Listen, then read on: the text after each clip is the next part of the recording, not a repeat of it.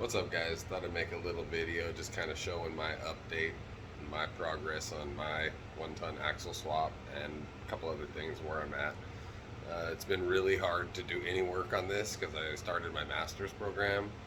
Been working full-time nights, got a 19-month-old daughter, so it's kind of been sleepless lately, doing a lot of my work late at night and stuff. Plus, I've been having a lot of issues with parts coming in, wrong parts, messed up parts, you name it. So this is just where I'm at right now. Flip the camera around. The Dana 60 is in the rear. It's still got the 44 in. And here's the 44 that came out. This is a Dynatrac Pro Rock Unlimited.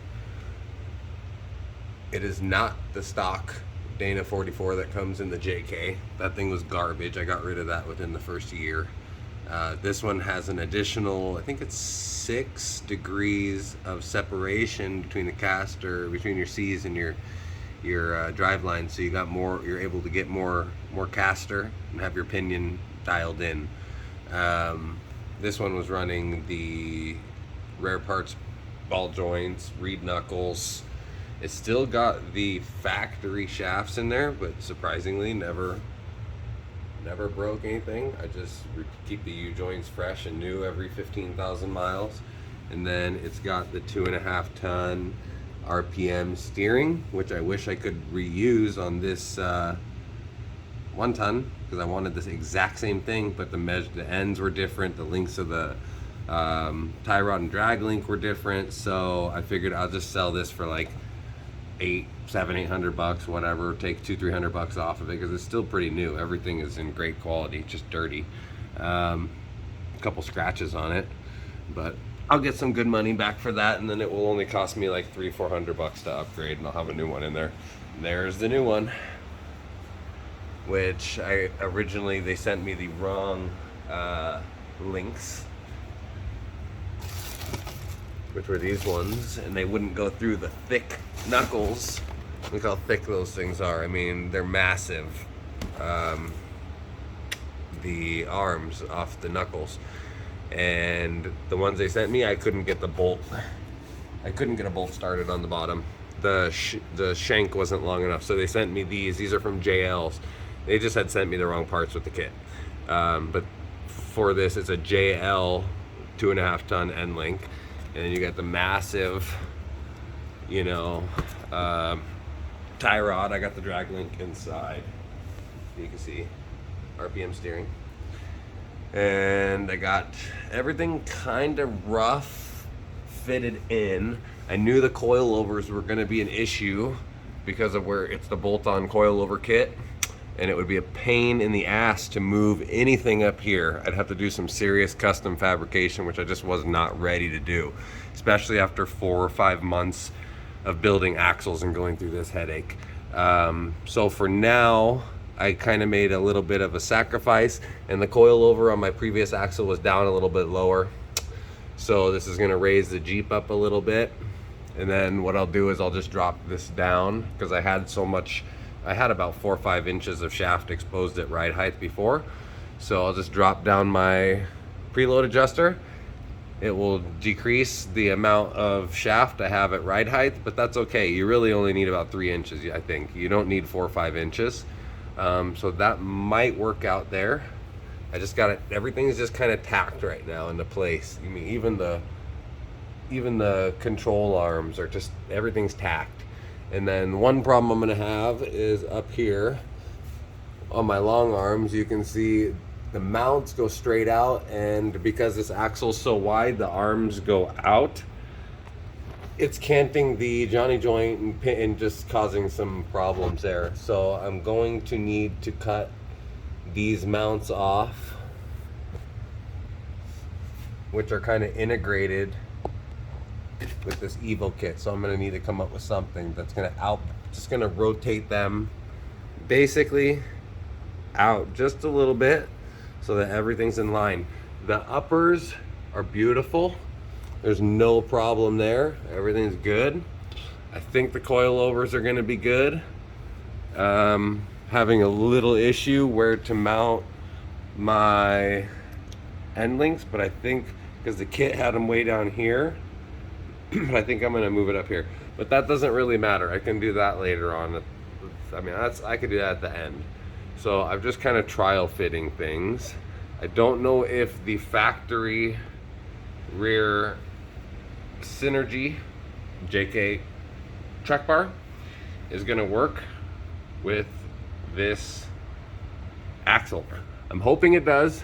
I have the factory track bar mount cut off, and this is the new one. Looks like it's in the proper position. Again, just tacked in there right now. And this had to be moved forward because where the other one is, when the diff was on up travel, would have hit it. So hopefully that's gonna be good there. Let's see, where are we at? So I got the these are the outer axle seals. I got these pressed in tonight. Got the reed knuckles on steering, and these are the 3-degree American iron press in ball joint eliminators. I first got the weld-in ones, and then I sent them back because I didn't realize that was for the Big Bell RCV. That's a $4,000 set of axle shafts. Actually, it's more. It's like $4,200 or $4,300. I just want the regular Dana 60 RCV one day, and those are like 28 or whatever, and they don't require the weld-ins. So I just got the press-ins and sent them back because I didn't want to weld dissimilar metals. I didn't want to weld onto these expensive knuckles and then have a problem down the road. That's exactly why I went with reeds and I didn't go with weld on high steer. It's because the knuckles are cast. I don't want to weld onto that. I've already had all my fun welding cast with the center section, so I'm done. As for tonight, I got some new axle shafts in. They're not chromoly, they're just a Ford upgrade that comes on the 2012 and up F250s, I think, but they're backwards compatible with the 05 and ups because the actual C and knuckle is the same. So this is a 1550 U-joint, this is a 1480. There's a big difference. This thing is like, it's huge. This one you can get your hand around it a little bit. This one, I mean, like, it's huge. Stupid. So if I ever break that, which will probably happen, then I'll probably go with a chromoly or an RCV at that time. Let's see. There's not a whole lot more going on. I've been working on the batteries. I had a bad battery. This is the Genesis dual battery unit, and I didn't realize, they don't tell you that when you buy it, but this thing is actually eating power even when your Jeep's out sitting in the driveway. It's doing stuff to link the batteries and keep the batteries separate. Even when it's keeping the batteries isolated away from each other and separate, it's using power. So what it did, it basically killed my battery because I don't drive this Jeep that much. It just sits a lot of the time. It's not my daily driver. It killed one of those $400 batteries. Thank God, Odyssey is very good. They warranted the bad battery. I got another one coming, and then I got one good one here. And then I ordered the Genesis. These guys really know how to nickel and dime you. This is called their upgrade kit. It's their Gen 3 upgrade kit. And basically it has a digital unit in there. I forgot, digital isolator in here. That's 300 amp. That one was 200 amp. But they get you for $500 for that thing. So then you're left with this, which someone else can buy a battery box for $100 and they can use this, but they better be willing to keep their batteries charged and drive the Jeep. Perfect for a daily driver. For a Jeep that sits, I think this is the way to go, plus 2 new batteries. That will have my whole electrical system solved. These are the high steer arms, by the way, that will go on to here, that come with the RPM steering kit.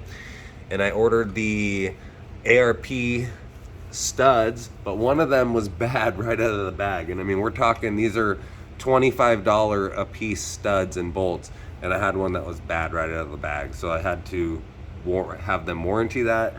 Four-wheel drive factory has already sent me one on the way. I'm just getting a lot of wrong parts, bad parts, stuff like that. I mean, it's like there's no quality control in the industry anymore. It's crazy. And then these are the old wheels that came off my JK. There's still 2 on there, but there's 3 here because one was a spare. Just getting them cleaned up. The rings are a little bit messed up, but I just kind of took all the rough edges off, repainted them. I mean, someone can easily still use these.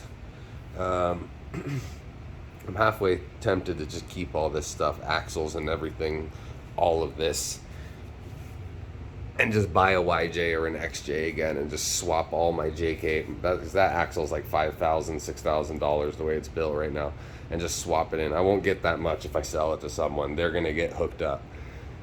But we'll see. We'll see. I don't want it to sit for 2-3 years on the side of my house either.